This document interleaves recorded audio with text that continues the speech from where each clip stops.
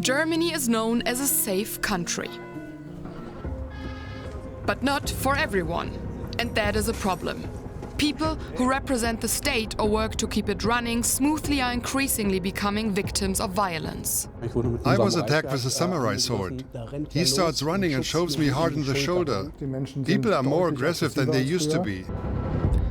Earlier this year, a train conductor was fatally injured.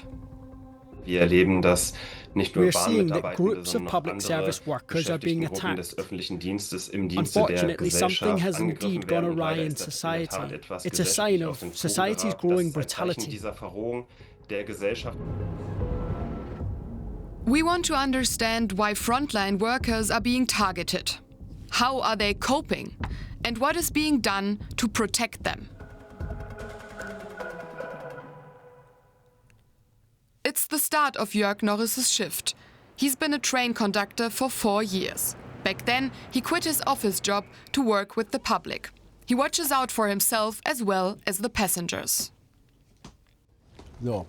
Yes, that's part of the customer service. What's happening on the platform right now, I can see it coming. Someone not so good is getting on the train, then I'm already a bit prepared.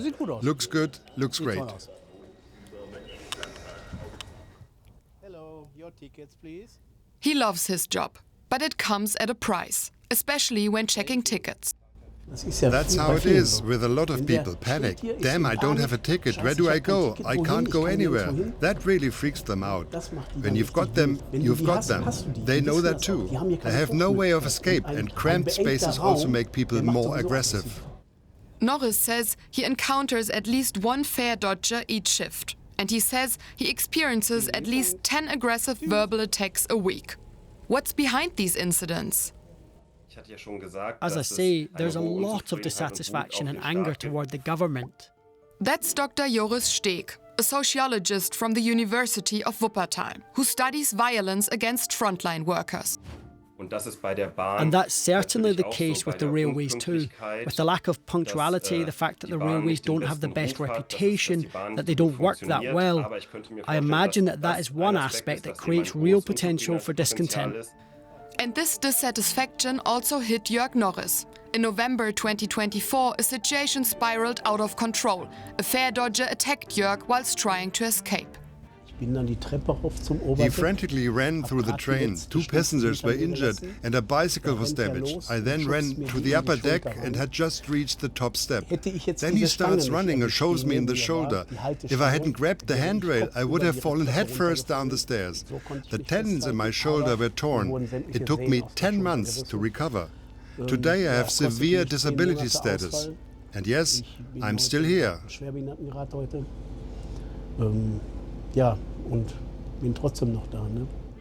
Ever since, he's lived with 3 screws holding his shoulder in place and damaged tendons. He now really thinks twice if he gets into difficulty. The railway line where it happened, I don't want to ride it anymore. I start to panic. I work shifts here, I don't care about that, but please not there. And definitely not on the night shift, because at night we really have problems. Statistics from National Express show that verbal attacks have quadrupled and physical attacks have nearly doubled since 2020. And the company estimates that the real number could much be higher due to many unreported incidents. Such violence has consequences. A staff survey carried out by the biggest player on Germany's railways, Deutsche Bahn, showed that 1 in 3 employees is considering leaving their job. Sometimes I forget that something could happen to me. What matters to me first is that the passengers are comfortable. If something happens to me, then so be it. It's part of the job. You have to live with that. There are 2 factors that could cause tension. People from all walks of life are crammed into a confined space on train carriages, and staff quickly become the target of frustration, directed at the railway companies and even the government. The passengers only think about themselves. I'm running late, I have an appointment, I need to go to work, I need to catch my flight, I need to get to Grandma Hilde. They don't care. They just want to get where they are going. We've been yelled at, sit up front now and drive the train, for goodness sake. Sometimes it's unfair. I put my neck on the line for complete strangers. I have nothing to do with these people. I just work on the train, the tracks, but I'm the one who suffers. Other professions have similar experiences, like here in Rüsselsheim. Ja, bitte? Once the city hall opened its doors to everyone. For security reasons, this is now a thing of the past. The doors are only opened if you have an appointment. We used to have 2 other entrances to the building that were always open, but we didn't always know who was inside the building. And unfortunately, there were incidents where people came in, ended up in my office or staff offices and behaved aggressively. These incidents have increased significantly.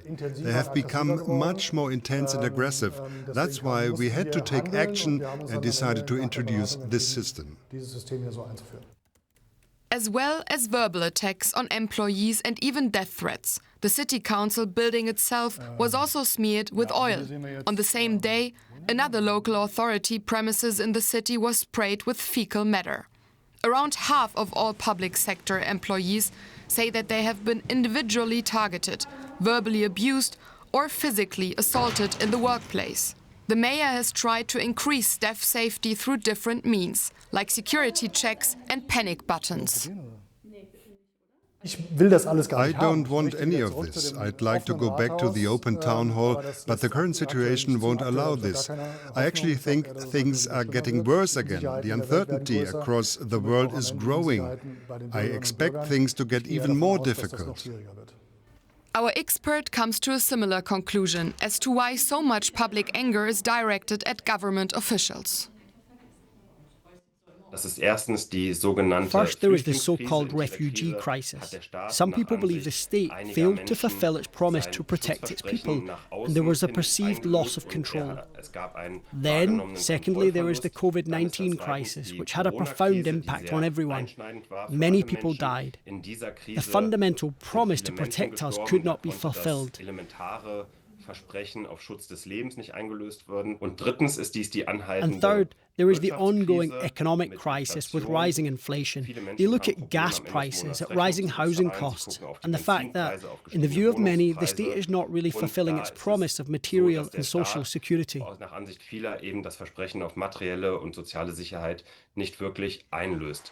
The police are bearing the brunt of this public discontent.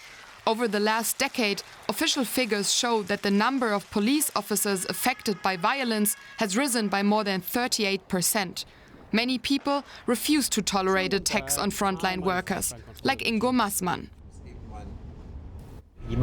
Anyone who attacks a paramedic, firefighter or train conductor should be punished, no matter what the circumstances are. This is simply unacceptable. These are people who want to help us. They are paid to do this. They have to work hard and put in a lot of overtime. You shouldn't attack them. Harsher sentences might be one solution to stop this trend, but the focus is also on prevention. The Firefighters Union in Germany has been raising awareness of the problem for years. The union has taken action to help protect people working with the general public. Like here, a training session for firefighters teaching them how to react to an attack. You're threatened with a bottle, with a knife, anything can happen. And of course, attacks with weapons. That's when you have to escape. Emergency service workers are now required to wear body cameras for personal safety. Thomas Bierwagen and Marco Frenn create real-life situations as part of the training. Well, then don't talk such nonsense. He's going to die? He's going to die? Oh my God! Many emergency service workers have already been in difficult situations. And the moment we got out of the ambulance, this homeless woman came up to us with a glass bottle in her hands. Attacks on emergency service workers appear to be on the increase. In the past, it was often people who were involved with drugs and alcohol. Today, it's possible that anyone from any social background could carry out an attack during an operation. However, records show that in recent years alcohol was involved with almost half of all violent incidents nationwide. What's behind these attacks? Das hat einmal mit Menschen zu tun, die sich in psychischen Ausnahmesituationen befinden oder auch psychisch erkrankt sind tatsächlich. And people who are on drugs, drink alcohol, are intoxicated, even if they are not addicted. That is, if they are taking drugs or drinking alcohol. Sind oder alkoholisiert sind. The Berlin Fire Department is responding to more calls than ever, often because the homeless and victims of domestic violence have nowhere else to turn. The German Interior Minister is calling for tougher penalties. But here, people believe that the existing law is sufficient.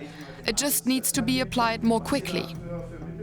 And perhaps better or differently investigated, better used in cases where possible. But in the case of mental illness, I would like to say again that I don't think it works.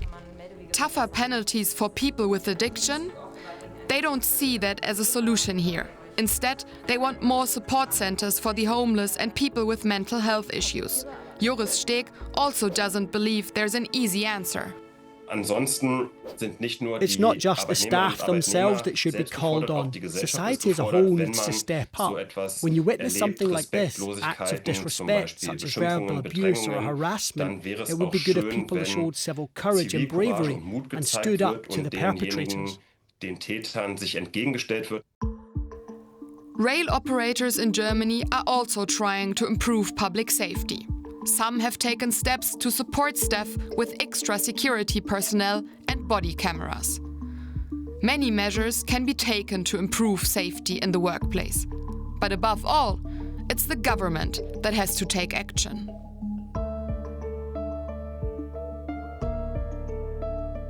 When the state starts working again, when the state is not only on time with tax assessments, but when the trains run on time, when the garbage collection arrives on time, when daycare centres stay open, when the state once again ensures that the material and social infrastructure is in place, then this could help the state regain respect and trust, and it could shift the public mood somewhat, making it more positive. Because frontline workers can no longer face such dangers alone.